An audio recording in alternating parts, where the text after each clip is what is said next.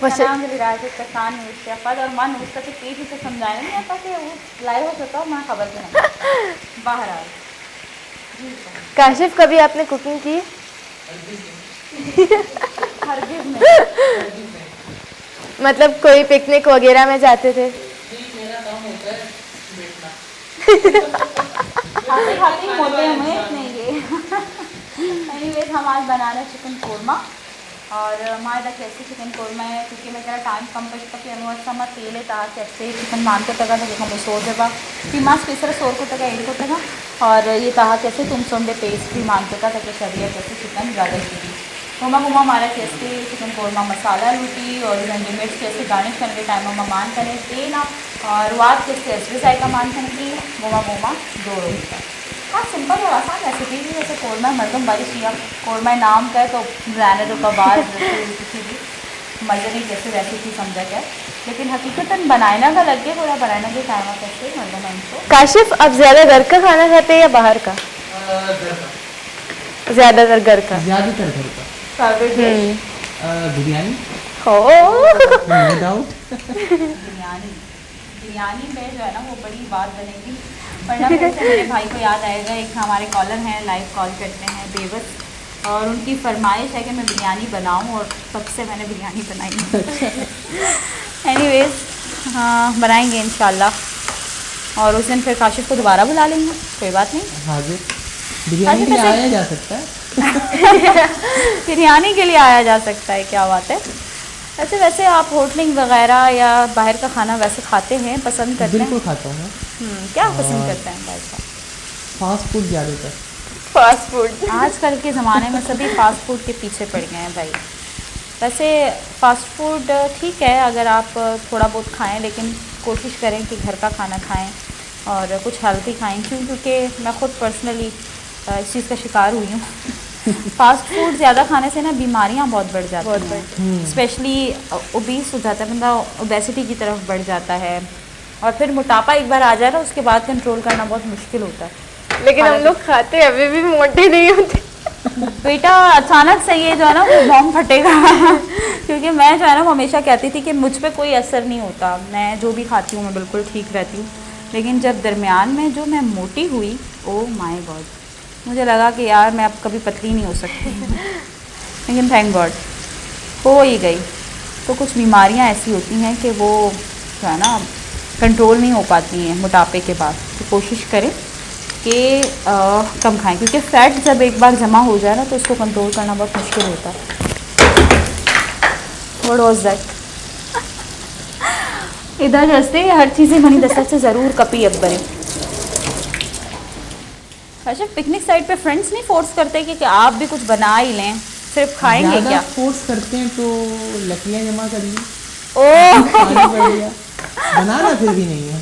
अच्छा वैसे घर पे जो है ना एक फ़र्द हमेशा फरमाइशी होता है मतलब उसकी फरमाइशों पे ज़्यादा तवज्जो दी जाती है मोस्टली तो लाडले घर के जो होते हैं छोटे बच्चे उनको उनकी ज़्यादा सुनी जाती है। बचपन में आप भी उन्हीं में काउंट होते थे या मैं आज भी उन्हीं में काउंट होता हूँ। तो अम्मी से ज़्यादातर फरमाइशें आप करते हैं? बिल्कुल। मीठे में क्या पसंद करते हैं? मीठे में लिस्ट बहुत बड़ी है। बड़ी लिस्ट है बहुत और मैं समझे शायद कह रहे हैं दही बड़े में है ना मैं क्या जी नहीं भाई बड़ी लिस्ट है और इस लिस्ट में सबसे सरे फहरिस्त कौन सी चीज़ आती है? रबड़ी हो गया और दूध दुलारी हो गया। तो अम्मी घर पे बना लेती हैं? बाहर से ले लेते हैं। ओह अच्छा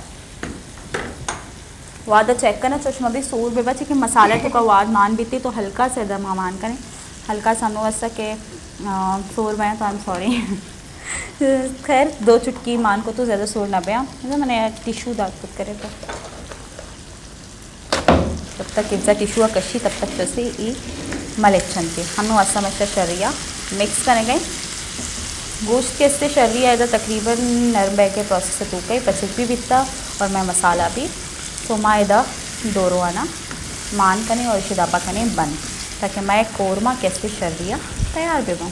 काशिफ कभी घर में किसी को हेल्प की है काम वगैरह? करता रहता हूँ जैसे घर साफ कर लिया अपनी लाइब्रेरी है उसको मेंटेन करना और वालदा का हाथ बटा लेता हूँ दूसरे गुड, कामों में। ये अच्छी बात है और कि काम जो है ज़रूरी नहीं है ना कि खाना नहीं बनाना दूसरे काम नहीं होते। इन खाने में हेल्प करना भी बहुत बड़ी बात है। मैं हमेशा से कहती हूँ कि सुन्नत रसूल पाक सल्लल्लाहु अलैहि वसल्लम है कि वो अपनी ज़ौजा की हेल्प करते थे, स्पेशली क्योंकि हज़रत आयशा सिद्दीक़ा रज़ी अल्लाह तआला अन्हा उनकी छोटी और लाडली बेगम थी, तो उनको निवाले बना बना के खिलाना, उनकी हेल्प करना, तो ये खूबसूरती है रिश्तों की। उन्होंने भी सिर्फ अपने वाइफ की, आप अपनी अम्मी की हेल्प कर सकते हैं, बहनों की हेल्प कर सकते हैं, इससे रिश्तों की मिठास बढ़ जाती है। और मैंने मोस्टली कुछ ऐसे लड़के भी देखे हैं जो दोस्तों के साथ बाहर जाते हैं तो कर लेते हैं कुकिंग, बाहर जाना वो हेल्प कर लेते हैं दोस्तों की, लेकिन घर पे तो वो एक गिलास पानी तक नहीं उठाते। हाँ, तो ये गलत है, क्योंकि आपके घर वाले आपसे बहुत मोहब्बत करते हैं और वो आपके लिए सब कुछ करते हैं, मतलब बहनें हों या माँ हो आपकी या आपकी बीवी हो, तो कभी आपको अपनी मोहब्बत का इज़हार करने में शर्म कैसी, हया कैसी? थोड़ा सा आप अगर उनकी हेल्प कर देंगे, यकीन जाने हम खुद बहनें हैं ना, हमें पता भाई करने भी लगता है, हम करने नहीं देते, लेकिन उनकी ये चाह देखकर हमें बहुत खुशी होती है कि वो हेल्प करना तो चाह रहे हैं ना। करने तो हम देते नहीं हैं, ज़ाहिर है हमें नहीं अच्छा लग रहा होता कि हमारी मौजूदगी में हमारे भाई करें, लेकिन फिर भी खुशी महसूस होती है कि जी भाई हाजिर हाजिर हैं आगे रहते हैं कि जी नहीं हम हेल्प कर देंगे, तो बहुत अच्छा लगता है, बहुत खुशी महसूस होती है। सो करते रहना चाहिए। काशिफ को भी हम हिदायत कर देंगे, वो आगे जाके कुकिंग सीख लेगा, ऐसी कोई बात नहीं है। आजकल तो कुकिंग बहुत आसान हो गई है, नाच सिखाएगी ना। अब इसके लिए रोज़ काशिफ को जो है ना वो यहाँ आना पड़ेगा कुकिंग क्लासेस लेने के लिए। क्यों ना कुकिंग के साथ साथ एक पोइट्री भी सुनी जाए, शायरी सुनी जाए, नज़म की तरफ बढ़ते हैं या कोई गज़ल। जी काशिफ, वैसे पोइट्री के हवाले से दोस्तों का क्या रिस्पॉन्स रहता है? वैसे कभी भी ना फ्रेंड्स को अगर आप देखें किसी मकाम पे भी आप पहुंच जाएं, आप उनके लिए वही रहते हैं जो आप पहले थे तो आपके दोस्तों का क्या रिएक्शन होता है? इसमें कैटेगरीज हैं दोस्तों की भी। ये बात तो है। प्रोफेशनल्स की तो बात ही नहीं करी, वो दोस्त जो बचपन से आपके साथ हैं और उनके लिए आप वही पुराने काशिफ हैं गोलू मोलू से। अच्छा, इसमें से कुछ तो ऐसे जो काफ़ी ज़्यादा अप्रिशिएट करते हैं। अच्छा। हाँ, और बड़े हैरान होते हैं और बहुत मोटिवेट करते हैं कि भाई आगे आओ और किताब की तरफ तवज्जो दो और पब्लिश करवाओ, अपने एक्सपोज करो। किसी हद तक वो मेरी हेल्प भी करते हैं एक्सपोज होने में, स्टेटस डाल देना या फेसबुक में शेयर करना, तो ये काफ़ी अच्छा लगता है। और बहुत सारे तो ऐसे ही कि उनको तो सरोकार ही नहीं है, कौन शायर है कौन नहीं, सुनाओ तो कहते हैं कि भाई अपना काम करो जाओ ऐसे बहुत सारे यार जोक जोक पर है। और मेरी अपनी भी आदत है, किसी को अगर जोक नहीं है तो मैं नहीं सुनाता उसको। मैं ऑफिस कुलीग जो है मेरे, उनको शायद ये पता हो कि मैं शायर भी हूँ, क्योंकि सबको ज़्यादा एक्सपोज नहीं करता। अगर एक शख्स बेजोक है तो आप उसके सामने अगर पोइट्री करें भी तो उसे क्या पता। हाँ, तो ये अपनी नाकदरी है और कुछ भी नहीं है, हकीकत है। तो हमें तो बड़ा ज़ौक है, हम सुनना चाहेंगे आपको। बहुत शुक्रिया आपका। वैसे बाज़ वश ये पोइट्री इश्क का ना मतलब बाज़ वश भी इतने इंजॉय करते इंसान, और स्पेशली डेडिकेशन रसी। अच्छा, डेडिकेशन पे ना बंदा बड़ा खुश होता है, एक अजीब सी बात है। मतलब आप शायर हैं, आपने शायद वो शायरी किसी और सेंस में लिखी हो, लेकिन जब आप किसी को सुनाते हुए डेडिकेट करते हैं तो उसे महसूस हो रहा होता है वो शायरी उसी के लिए ही है, तो वो जो है ना फिर आसमान में उड़ने लगते हैं खैर सुनते हैं जी। मैंने गज़ल लिखी थी पिछले दिनों, लिखा है कुछ देर आज खुद से मुलाकात कीजिए, कुछ देर आज खुद से मुलाकात कीजिए, ये आईना पड़ा है ज़रा बात कीजिए। क्या बात है, ये आईना पड़ा है ज़रा बात कीजिए। कुछ देर के लिए ही खुदावंदे बहरोबर, कुछ देर के लिए ही खुदावंदे बहरोबर, तिश्ना लबों को देखिए बरसात कीजिए। क्या बात है, क्या बात है। जीना भी आज एक मुसीबत से कम नहीं, जीना भी आज एक मुसीबत से कम नहीं, जब तक है जान कसरत सदक़ात कीजिए। वाह वाह। ये दौर मसलहत है निगहबानी ज़मीर, ये दौर मसलहत ये है, दौर मसलहत है निगहबानी ज़मीर, हर शे से बढ़ के कीजिए दिन रात कीजिए। क्या बात है। जिस राह पर है सब मोहम्मद के नक्शे पा, जिस राह पर है सब मोहम्मद के नक्शे पा, उस राह के नसीब पे क्या बात कीजिए। सुभान अल्लाह। काशिफ ये कौन है जो बजिद हैं कि चुप रहो, काशिफ ये कौन है कि बज़द हैं कि जो चुप बज़द है रहो, कि चुप रहो। फितरत तो कह रही है सवालात कीजिए, वाह क्या बात है, कुछ देर आज खुद से मुलाकात कीजिए, ये आईना पड़ा है ज़रा बात कीजिए। क्या बात है, क्या बात है, ज़बरदस्त, बहुत खूब। इंसान को कभी खुद को परख कर खुद से बात कर लेनी चाहिए, और बिल्कुल उसको ऐसा। प्रॉपर गाइड कोई नहीं करता। हमारे एक उस्ताद थे जो खुद जो है वो साइकोलॉजिस्ट हैं, और वो अक्सर बात करते थे इस हवाले से। वो कहते थे कि मैं हमेशा खुद से खुद मशवरा लेता हूँ। तो हम बहुत शॉक्ड होते थे, खुद को खुद मशवरा कौन देता है। तो हम तो भाई परेशान होते हैं, खुद से खुद बात कहाँ होती है। हम तो बस दूसरों में अपनी जो है ना वो राह ढूंढ रहे होते हैं कि कोई रास्ता दिखा दे, कोई कुछ बता दे। अक्सर कहते थे कि नहीं, हमेशा खुद को खुद आप पूछें, और आपको आपसे बेहतर कोई नहीं जानता। तो उन्होंने एक थेरेपी बताई थी हमें, जो मैं आज लाइव शेयर कर रही हूँ। उन्होंने हमें कहा था कि कभी ज़िंदगी में खुद से बात करनी हो खामोशी से, एक ऐसी जगह जहाँ आपके अलावा कोई ना हो, वहाँ बैठिए, आंखें बंद कीजिए, अपने आप को सोचिए, अपना वो मसला सोचिए, और ख़ुद से सवाल कीजिए कि मेरा ये मसला है और मैं ये काम करना चाहता हूँ या चाहती हूँ, आया मेरे लिए ये दुरुस्त है? कहा आपको जवाब मिलेगा खुदा की तरफ से, मगर आपका जो वजद है, आपके अंदर का जो एक इंसान जो खुदा ने आपके साथ उसकी पैदाइश की, वो आपको जवाब देगा, वो आपका क्या है ना वो हमसर होगा। तो फिर मैं सोचती थी कि ऐसा वाकई होता।